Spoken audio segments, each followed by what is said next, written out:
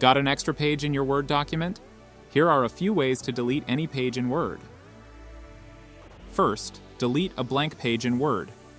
In the Word document, place your cursor at the top of the blank page. Then, press Backspace. If the page is truly empty, it disappears instantly. Second, using Navigation pane.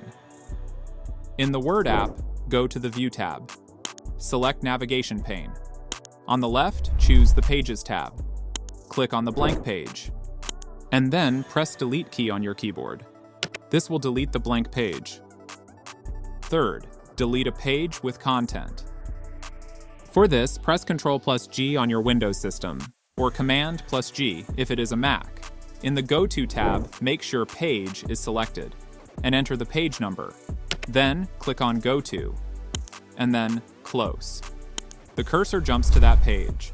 Now select all content of the page and press Delete or Backspace key. The entire page is removed. And that's it.